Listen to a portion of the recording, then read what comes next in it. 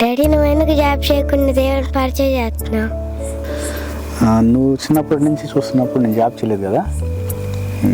చిన్నప్పుడు నువ్వు పుట్టకముందు నేను జాబ్ చేశానమ్మా, కానీ నువ్వు చూడలేదు. నువ్వు పుట్టే ముందు కూడా హైకోర్టులో జాబ్ వచ్చింది తెలుసా నాకు. హైకోర్టు అంటే లాయర్లు, జడ్జిలు వాళ్ళందరూ ఉంటారు కదా. అక్కడ కూడా జాబ్ వచ్చింది, అపాయింట్మెంట్ కూడా వచ్చింది చేతిలో. అపాయింట్మెంట్ తీసుకొని ఇంకా వెళ్ళి జాబ్లో జాయిన్ అవటమే. కారులో వెళ్ళి పేపర్ తీసుకొని జాబ్లో జాయిన్ అవడానికి వెళ్ళాను. నిజానండి, అక్కడ హైకోర్టులో జాబ్ని రావటం అనేది జరిగింది. అపాయింట్మెంట్ ఆర్డర్ కూడా కాపీ నా చేతిలోనే ఉంది. అది సబ్మిట్ చేస్తే తర్వాత రోజు నుంచి నేను ఇంకా జాబ్కి వెళ్ళటమే. హైకోర్టులో జాబ్ అంటే మీ అందరికీ తెలుసు, మంచిగానే ఉంటుంది. కానీ దానికి వెళ్ళే ముందుగా ఒక మాట అడుగుదామని చెప్పి ఆలోచన చేసి అడిగా.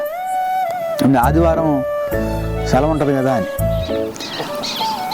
ఆదివారం సెలవు ఉంటే పరిచర్య చేసుకోవచ్చు కదా అని. వాళ్ళు అన్నారు ఆదివారం ఉంటే ఉండొచ్చు, ఉండకపోతే ఉండకపోవచ్చు, ఒక్కోసారి పడుతుంది ఒక్కోసారి పడదని. ఇప్పటివరకు పోషించిన దేవుడు నన్ను ఖచ్చితంగా పోషిస్తాడు. ఈ జాబుతోనే ఎంతకాలం నేను పోషించబడలేదు కదా. పిలిచిన దేవుడు నమ్మదగిన వాడు, ఆయన పిలిచినటువంటి పిలుపు నమ్మదగినది. కాబట్టి అందుకని ఆ పేపర్ని కూడా అక్కడే వదిలిపెట్టేసి నేను వెళ్తున్నానని చెప్పి వచ్చేస్తున్నా. వెనక్కి వచ్చేస్తుంటే వాళ్ళు పిలిచారయ్యా ఇది మంచి జాబు, సడన్గా వదిలిపెట్టి వెళ్ళిపోతున్నావు, అట్లా వెళ్ళిపోతే మరలా రాదు, ఒకసారి ఆలోచించుకొని రా అంటే ఇంకా ఆలోచించుకునేది ఏం లేదండి అని చెప్పి ఆ పేపర్ అక్కడ పడేసి రావటం జరిగింది.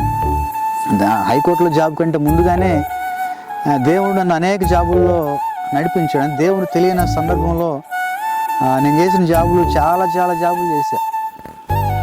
హైదరాబాద్లో 2-3 న్యూస్ ఛానల్లో జాబులు చేశాను. అదేవిధంగా విజయవాడ ప్రాంతంలో జాబ్ చేయటం జరిగింది, గుంటూరు ప్రాంతంలో జాబ్ చేయటం జరిగింది. ఇలాగ అనేక ప్రాంతాల్లో ఆ రోజుల్లోనే చాలా వరకు సంపాదించాను. కానీ ఆ సంపాదన అంతా కూడా ఫ్రెండ్స్తో కలిసి ఎంజాయ్ చేయడానికే ఉపయోగించాను, వేరే దేనికి కూడా ఉపయోగించలేదు. ఎప్పుడైతే దేవుని సేవ చేస్తూ ఉద్యోగం చేయొచ్చు కదా అనే ఆలోచన నాకు ఎప్పుడు కూడా రాలా.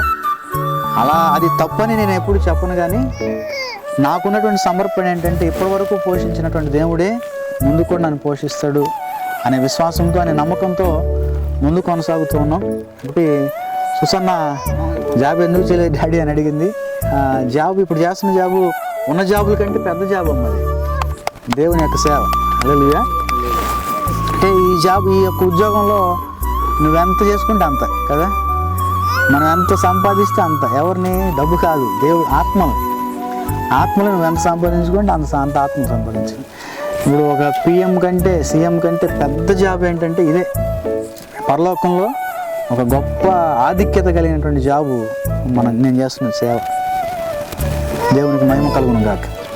ఎందుకంటే ఎక్కడో చనిపోవాల్సిన నా జీవితంలో దేవుడు పిలుచుకొని ఏర్పాటు చేసుకొని ఎంత గొప్ప పరిచర్యని ప్రభువు అనుగ్రహించాడు. అందును బట్టి నేను దేవునికి ఎంతగానో స్తుతిస్తూ ఉంటాను. ఆమేన్.